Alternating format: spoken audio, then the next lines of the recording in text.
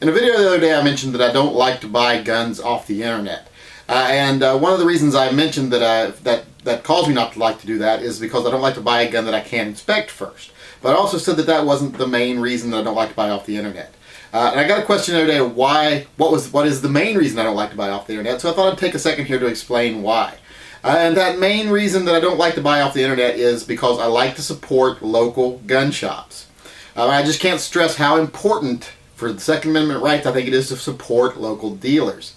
I don't like the idea of buying the majority of guns from online sources, because when you do buy from online sources you tend to end up with 3 or 4 major retailers across the country that do most of the business online. That's the way it's starting to form now. If you look, there's probably a dozen big sellers that you can name that are really big sellers on the internet, and they're starting to monopolize a lot of the internet business. And they even monopolize the private forums like gunbroker.com. So you end up with all these giant gun sellers that are selling across the country via the mail and the internet. Well, that's fine, but when you start doing that, you start forcing little businesses out. And when you start forcing the little businesses out, there starts to be fewer and fewer people who hold firearms licenses. So that starts giving the government more and more control, because the less there are that hold the license, there's more chance there is that they can interfere in those people's actively using their license. And not only that, but if you get it to where vast majority of gun sales are done through the internet or through the mail, and there's very little small town business left, well then anybody who, if a certain group comes into power that wants to restrict gun sales, they can do it without restricting gun sales. They can start passing ridiculous laws on things that are sold over the internet or through the mail. You know, they can start saying things that are over this amount of money or things that require this type of safety measures can't be mailed. Then what happens? Well, then you end up with these major retailers that cannot get guns out to people anymore. And these people haven't passed a single drop of anti-gun legislation. They've done it all through other means. And when you consolidate the way guns are sold and the way guns are transferred down into certain easily targeted methods, then you really increase the chances that a rogue government, not rogue, but just one that's anti-gun, can really restrict how we purchase our firearms. And then you're screwed. There's no local business to go to when you can't get it off the internet. And then I hear people tell me all the time, oh yeah, but it's so much cheaper off the internet. And I'm like, really? It's not that much cheaper. Now, if you live in the middle of nowhere where you don't have a gun shop, that's one thing.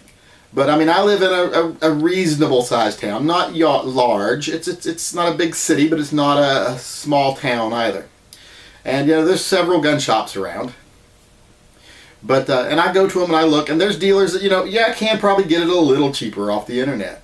But a lot of times when I talk to people that have bought it off the internet because it was cheaper, they're like, oh, but it was $6.89 in my shop and I got it for $5.99 offline. I'm like, yeah, but then you paid like an extra $10 to $15, $20 for shipping. Then you paid another $20 to $30 for an FFL. So basically you saved $25, you know, $25, $30 to buy a gun you didn't get to inspect first, and you didn't help out local business. Now, don't get me wrong, I'm all for saving money. I mean, since I become Mr. Mom and staying home with the kids, we've got one income, so saving money is very important to us nowadays. But you have to look at the bigger picture, and you have to decide, is it worth saving that? And a gun is not something we buy every day. It's not something we buy once a week, or even, for most of us, even once a month. It's a major purchase. So you wouldn't, you know, decide your car based on a $25 difference or even a $250 difference, because you don't buy them very often, so you're going to get what you want. So I say, when you buy a gun, save that extra $20, $25, buy it locally, support local businesses, support local firearms license holders. Don't consolidate sales into these small little groups. Don't restrict the way guns are transferred in the country. That's why I'm so against massive internet gun sales. I would rather it be done on a local level where there are as many FFLs as possible, there are as many distribution points as possible, and there's as little way the government can interfere in that distribution. So that's really my reasoning behind why I don't like to buy guns offline. So you might agree with me, you might disagree with me, but in the end, I think it's just a much better idea to support the local FFL.